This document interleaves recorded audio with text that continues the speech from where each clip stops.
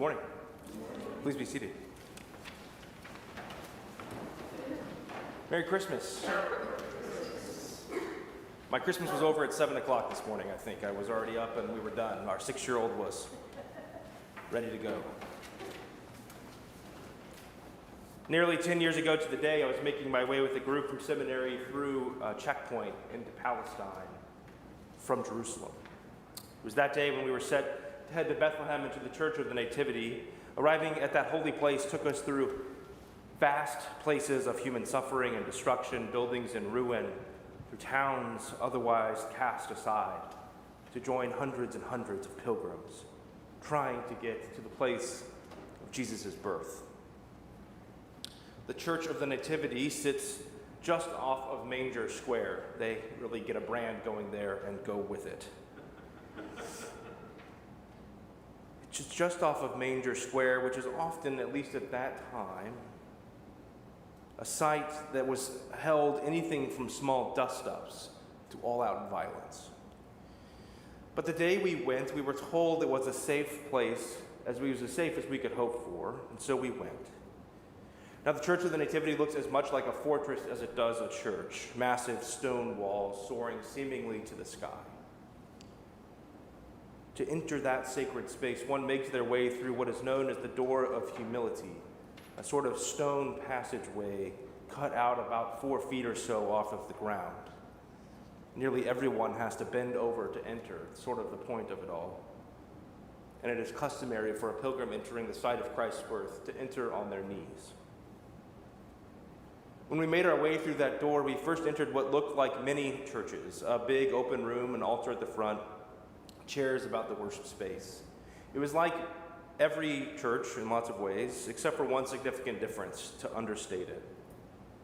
The chaos and violence and upheaval of that part of our world overflowed, and this has now happened more than once, into fire and burning and destruction within that church.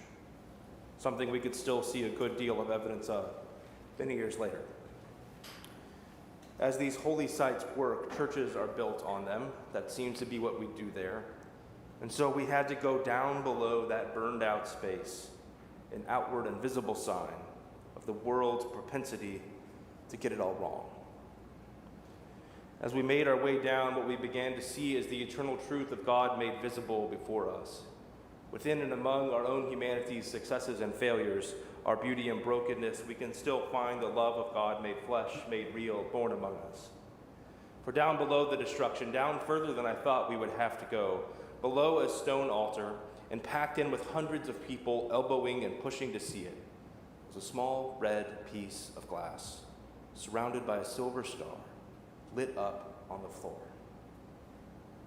A sign and a symbol of God's Christmas promise and proclamation. Amid and below and within the fragility and failings, the misgivings and mistakes, the injustices and harms of humanity, yet still God's love and hope and light come. Pushing and bumping and elbowing my way to that place on the ground was, unbeknownst to me at the time, one of the most important things I did that trip, for even still these 10 years later.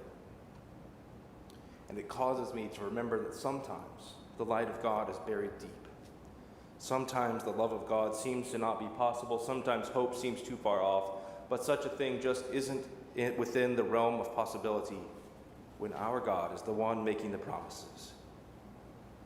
The very joy and hope and light, the very love of God itself show up anyway.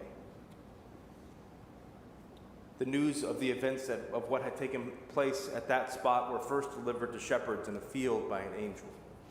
Shepherds, likely children or teenagers of all genders, first saw the angel before they heard it, surrounded by God's glory and shining bright. Then they heard the angel proclaim the news of the day, "Do not be afraid. For see, I am bringing you good news of great joy for all of the people. To you is born on this day in the city of David, Savior. The Savior of the world, born in that place now marked as simple and a small place on the floor in a crypt, surrounded by humanity and the fullness of who we are." I hope and pray just how remarkable and breathtaking that is, that God showed up in the midst of our messiness.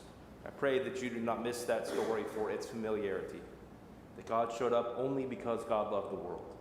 God loved you that much. Perhaps even more remarkable, and certainly just as unlikely as the news of Jesus' birth first coming to the shepherd, is not in the story we told tonight, but in the one that was told 9 months ago. If you know it, you'll remember that it was Mary, the unwed teenager from a town no one really knew much about, and which certainly had no prestige or prominence. It was Mary that heard another angel greet her with news of her pregnancy with those same words that we hear tonight: "Do not be afraid." Remarkably, Mary wasn't, or at least she wasn't enough to let that stop her. And the rest is history. This story that we tell tonight is one that changed the world forever. The story that we continue to tell, is one that changes our lives. And it all started with one girl getting some absolutely terrifying news, and yet still saying yes. And it was told to the world through some unexpected and unassuming messengers who first heard it. And it is remembered and celebrated by the faithful in a simple, small place on the ground. Since the very beginning, this is how the joy and love of God made flesh have shown up through unexpected messengers and in the midst of the last place we'd look. But it shows up. It shows up when our lives are a mess and when we think we've got it figured out. It shows up when we see it coming and when we don't. Love and joy and hope show up. It shows up when our hearts are broken, and it shows up when, frankly, we would rather it didn't. It shows up right in the midst of the world's beauty and brokenness, right in the midst of our own, and says, "You are my beloved." You see, God became one of us that we might always know that there is no time nor place when we might be outside of this love. There is nor time nor such a way for this inexhaustible love to run dry. If you don't think it true, if you don't believe it could be for you, that you are the one I am talking about, well, just remember where this whole thing started. In the end, through all that our lives hold, may we hear the angel's good news proclaimed to you and to me on this day once again. Do not be afraid. Do not be afraid, for see, I am bringing you good news of great joy. And it is for you that on this day, in this very place, and in every place, on every street corner and under every bridge, in every jail cell and death chamber, in halls of power and mansions of the rich, in hospital rooms and hospice homes, in every country and land, on every border and town, in this very city, in this very place, and to you, today, there is good news of great joy. It is good news that will never cease. It is good news that proclaims an inexhaustible and unimaginable love that made you and sustains you. It is good news that God's love and joy have shown up again, and they always will, and it changes everything. This good news is born as a baby to you on this day. For to you is born a Savior, Emmanuel, God with us, and he shall be called Wonderful God, Wonderful Counselor, Mighty God, Everlasting Father, Prince of Peace. Let heaven and earth rejoice.